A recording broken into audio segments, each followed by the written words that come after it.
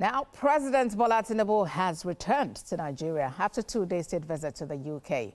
The president, while in London, witnessed the signing of a £746 million financing agreement between Nigeria's Ministry of Finance, Wale Edun, and Citibank, aimed at modernizing two major seaports in Lagos State.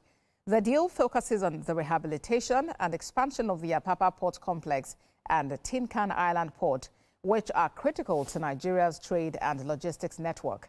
The £746 million package will fund the upgrading of port infrastructure, including modern cargo handling systems, improved storage facilities, and enhanced navigation equipment. These developments are expected to ease congestion, enhance operational efficiency, and strengthen Nigeria's overall trade capacity.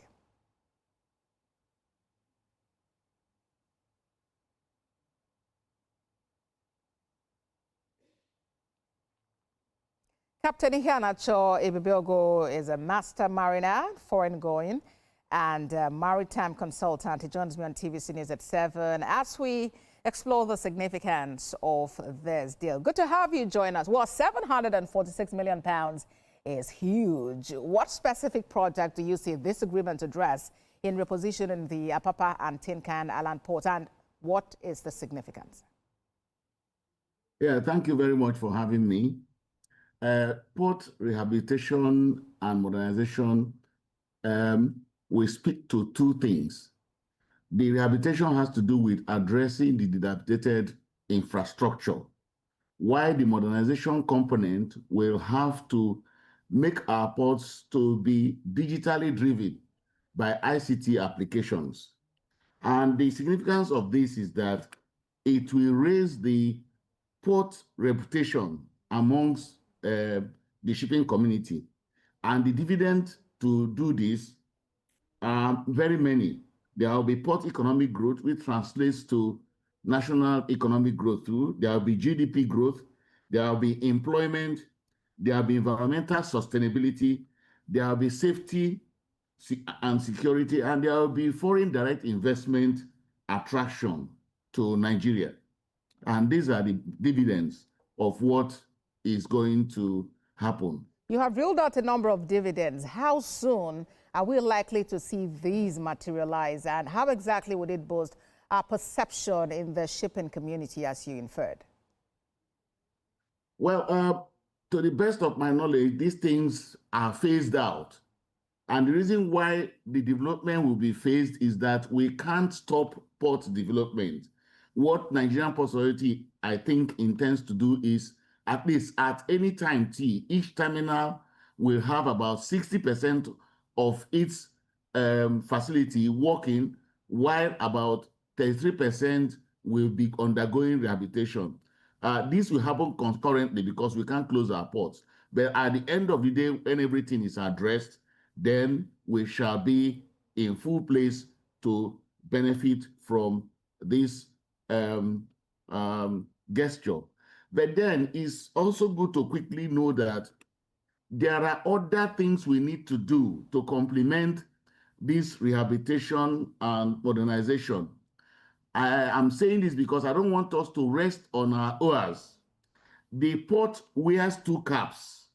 One is that it is a maritime logistics hub, and on the other cap falls what we call the international border post, where border posts are enforced. Now, what the infrastructural development or rehabilitation is going to do is only addressing maritime security infrastructure, maritime logistics infrastructure. But on the international border post, we also need those agencies who are on that side of port activities to, in addition to enforcing border post laws, to also remember their obligations to attract foreign direct investment, to facilitate trade, and also to attract investors to the country by our port system.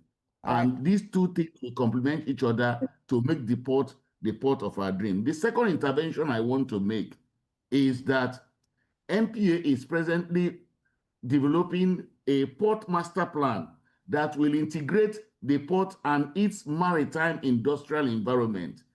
I want to urge the state government and relevant local government, plus other stakeholders, to join hands with MPA so that we can sanitize the port environment.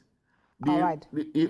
Those interventions, yes, those interventions, have been well laid out. And if we talk about this negotiation again, would you say it was done from a place of strength, and at what cost might it be to Nigeria?